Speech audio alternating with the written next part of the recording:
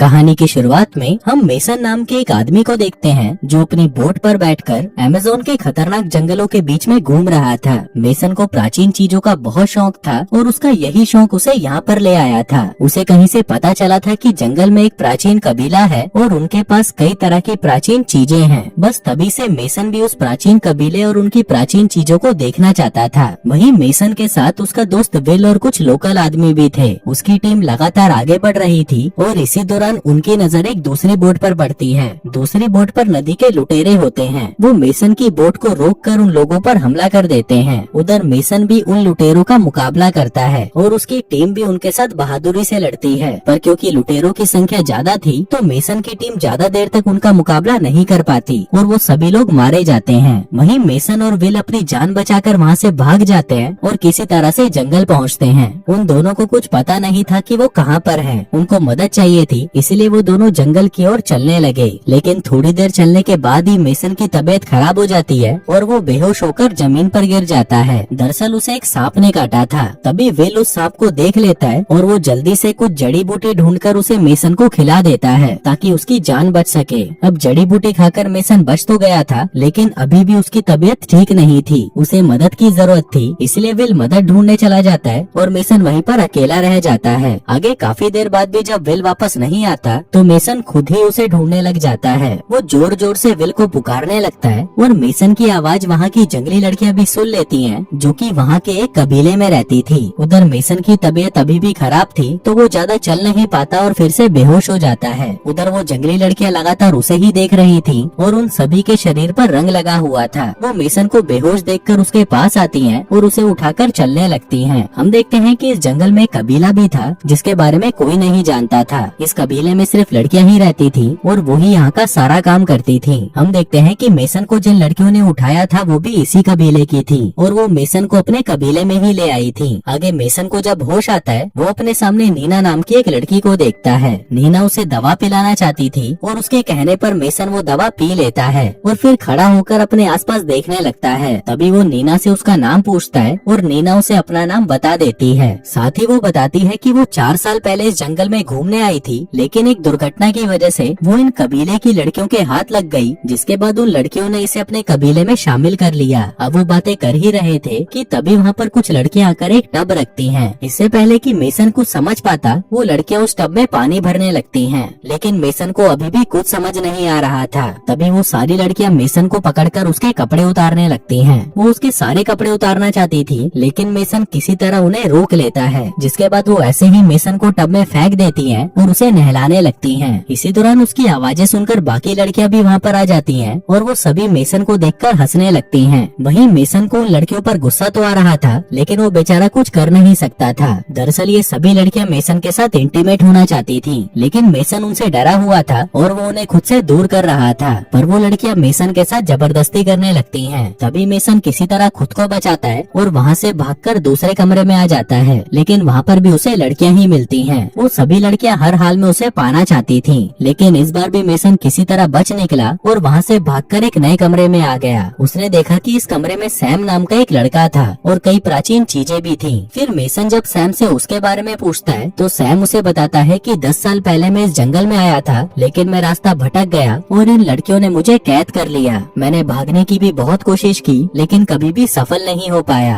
अब उसकी बातें सुनकर मेसन उससे इन प्राचीन चीजों और कबीले के बारे में पूछता है। सैम उसे कहता है कि ये प्राचीन चीजें सोने की बनी हैं और ये कई हजार सालों से इस कबीले में ही हैं। जिसके बाद वो मेसन को कबीले के बारे में बताने लगता है। वो कहता है कि इस कबीले में सिर्फ लड़कियां ही रहती हैं और वो एक समय पर सिर्फ एक ही आदमी को कबीले में रख सकती हैं, क्योंकि इस कबीले का मानना था कि अगर एक समय पर 2 या उससे ज्यादा आदमी इस कबीले में रहे तो ये कबीला श्रापित हो जाएगा। इस कबीले की लड़कियां सिर्फ उसी आदमी से संबंध बनाती हैं जो इस कबीले में रहता हो और वो उसी के बच्चों को जन्म देती हैं। लेकिन अगर पैदा हुआ बच्चा एक लड़का होता है तो उसे उसी समय मार दिया जाता है, और अगर वो एक लड़की होती है तो उसे पाल पोस कर बड़ा किया जाता है। सैम बताता है कि मैंने भी कई लड़कियों के साथ संबंध बनाए हैं और मेरे भी कई बच्चे हैं, लेकिन अब मैं कमजोर पड़ चुका हूँ और अब मेरे में बच्चा पैदा करने की शक्ति नहीं बची है। इसलिए अब तुम उन लड़कियों के साथ संबंध बनाओ और उनके बच्चों के पिता बनो। इसी दौरान नीना उसके पास आती है और सैम को अपने कमरे में जाने को कहती है। सैम के जाते ही मेसन नीना से बातें करने लगता है, पर तभी नीना उसे कहती है कि मैं तुमसे ज्यादा बातें नहीं कर सकती।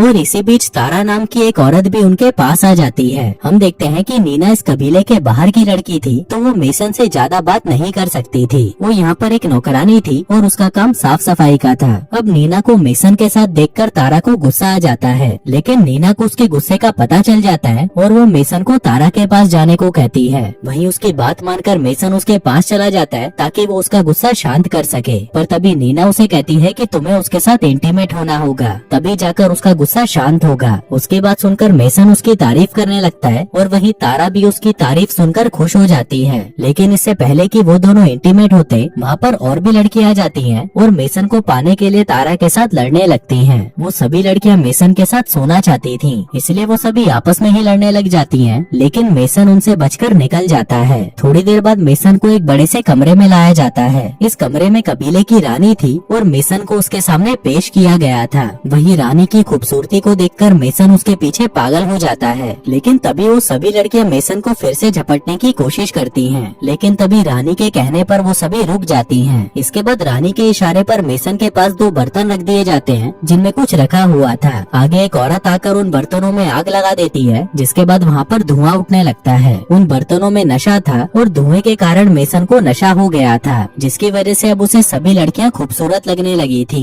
लेकिन मेसन को अभी भी उनमें से सबसे खूबसूरत रानी ही लग रही थी। उधर रानी भी उसके इरादे समझ गई थी, जिसके बाद वो खुद ही उसके पास आती है और वो दोनों वहीं पर इंटीमेट हो जाते हैं। अगले दिन कई लोग जंगल की तरफ जा रहे होते हैं और ये सभी लोग यहाँ पर मेसन को ढूंढने आए थे, लेकिन कबीले की लड़कियां इन पर भी हमला कर देती हैं। उधर नीना मेसन के पास आती है और उसे जल्दी से नींद से जगाती है। वो उसे बताती है कि जंगल में कुछ लोग घुस आए हैं और वो सभी लड़कियां उनसे लड़ने गई हैं। अब उन दोनों को लगने लगता है कि ये भागने का बेहतरीन मौका है, इसलिए वो दोनों कबीले से भागने का फैसला करते हैं। लेकिन वो जैसे ही दूसरे कमरे में आते हैं, वहाँ पर उन्हें सैम की लाश नजर आती है, जिसे उन लड़कियों ने मिलकर मार दिया था। अब सैम की लाश को देखकर वो दोनों फिर से भागने लगते हैं, पर तभी उनके सामने तारा आ जाती है। तारा के हाथ में तीर था और उसका निशाना मेसन पर था। मेसन उसे बातों में लगाने की कोशिश करता है, लेकिन तभी तारा तीर चला देती है और उसका निशाना चूक जाता है। वहीं मेसन मौका देखकर उसे पकड़ लेता है और उधर तारा भी उससे लड़ने की कोशिश करती है, पर तभी नीना पीछे से हमला करके तारा को बेहोश कर देती है। अब बेहोश तारा को वहीं छोड़कर वो दोनों वहाँ से भागने लगते हैं और भागते भागते जंगल में पहुँच जाते हैं। इसी बीच कुछ लड़कियां बेहोश तारा को देख लेती हैं और वो समझ जाती हैं कि ये काम मेसन का ही है, जिसके बाद वो सभी भी जंगल की तरफ भागने लगती हैं। उधर नीना और मेसन उन लड़कियों को देख लेते हैं जो कि बाहरी आदमियों से लड़ने आई थीं, जिनको देखकर वो दोनों छुप जाते हैं और उनके जाने का इंतजार करने लगते हैं। फिर उनके जाने के बाद वो दोनों फिर से भागने लगते हैं।